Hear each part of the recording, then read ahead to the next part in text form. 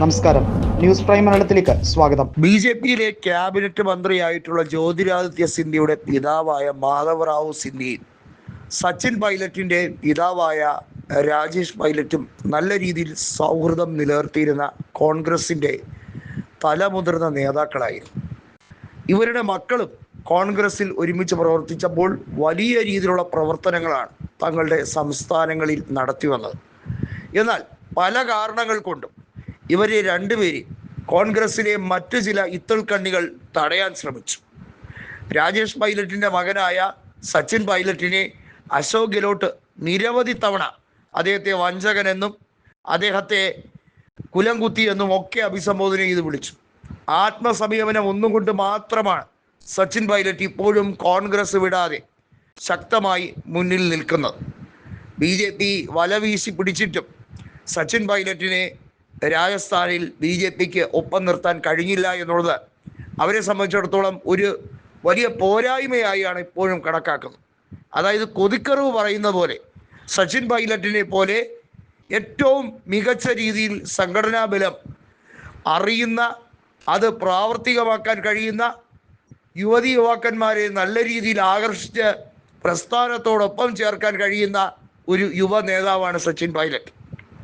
2018 നിയമസഭാ തെരഞ്ഞെടുപ്പിൽ രാജസ്ഥാനിൽ അവിടെ കോൺഗ്രസ് അധികാരത്തിലേക്ക് വന്നപ്പോൾ 21 സീറ്റുകൾ 2013 ലഭിച്ചതിൽ നിന്നും അതിൻ്റെ 4 ഇരട്ടിയിലധികം സീറ്റുമായി അധികാരം ഏറ്റെടുത്ത സമയത്ത് ജനങ്ങൾ പറഞ്ഞ ഒരു മറുപടി ഉണ്ടായിരുന്നു. സച്ചിൻ പൈലറ്റിനെ കണ്ടുകൊണ്ടാണ് ജനങ്ങൾ അദ്ദേഹത്തെ മുഖ്യമന്ത്രി സ്ഥാനാർത്ഥിയാക്കും എന്ന് പ്രഖ്യാപിച്ചതുകൊണ്ട് മാത്രമാണ് വോട്ട് കൊടുത്ത് കോൺഗ്രസിനെ അധികാരത്തിലേക്ക് എത്തിച്ചത്.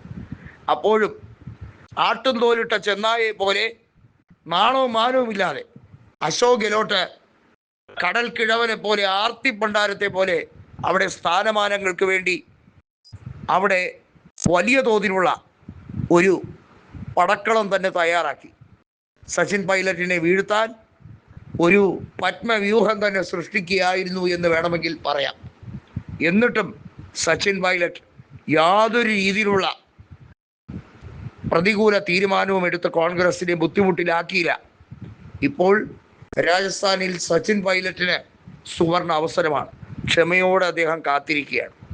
എന്നാൽ ബി.ജെ.പിയുടെ നേതൃത്വമാകട്ടെ, സംഘപരിവാറിൻ്റെ നേതൃത്വമാകട്ടെ, ഇപ്പോൾ പറ്റിയിരിക്കുന്ന എന്താണ്? ജ്യോതിരാദിത്യ സിന്ധ്യ ഇപ്പോൾ ക്യാബിനറ്റ് മന്ത്രിയൊക്കെ തന്നെ, പക്ഷേ അദ്ദേഹത്തിന് കുറച്ച് നാൾ കൂടി കഴിയുമ്പോൾ ചവറ്റുകുട്ടയിലേക്ക് ബി.ജെ.പി നേതൃത്വം എടുത്ത് കളയും. കാരണം അവർക്ക് യഥാർത്ഥ RSSകാരെയാണ് താക്കോൽ സ്ഥാനത്തേക്ക് കൊണ്ടുവരാൻ ആഗ്രഹം. പക്ഷേ കൃത്യമായി രാജേഷ് പൈലറ്റിൻ്റെ മകന് തോന്നിയ വിവേകബോധമൊന്നും മാധവറാവു സിന്ധ്യയുടെ മകന് തോന്നിയിട്ടില്ല എന്നുള്ളതാണ് യാഥാർത്ഥ്യം. മാധവറാവു സിന്ധ്യയുടെ മകനായ ജ്യോതിരാദിത്യ സിന്ധ്യയെ രാജാവിൻ്റെ മകനെന്നും രാജകുടുംബാംഗമെന്നും ഒക്കെ പറഞ്ഞ് കമൽനാഥ് അപഹർഷതാബോധം സ്വയം മനസ്സിൽ പേറി പരിഹസിച്ച നാളുകൾ നമുക്കറിയാം. ഒരു രാജാവും കുറേ ഭൃത്യന്മാരും കൂടെ ചേർന്ന് എന്നെ ചതിച്ചു എന്ന് പറഞ്ഞ് അവിടെ കോലാഹലങ്ങൾ ഉണ്ടാക്കിയ കാഴ്ചയും നമ്മൾ കണ്ടതാണ്. മധ്യപ്രദേശിൽ 2018 കോൺഗ്രസ് ആധിപത്യം നേടിയെടുത്തതിൻ്റെ പ്രധാന കാരണം അവിടെ ജ്യോതിരാദിത്യ സിന്ധ്യയുടെ മനോഭാവം തന്നെയായിരുന്നു. അവിടെയാണ് കമൽനാഥ് വെടിപൊട്ടിച്ച അധികാരം ഏറ്റെടുത്തത്. പക്ഷേ അതിന് അല്പായുസ് മാത്രമേ ഉണ്ടായിരുന്നുള്ളൂ.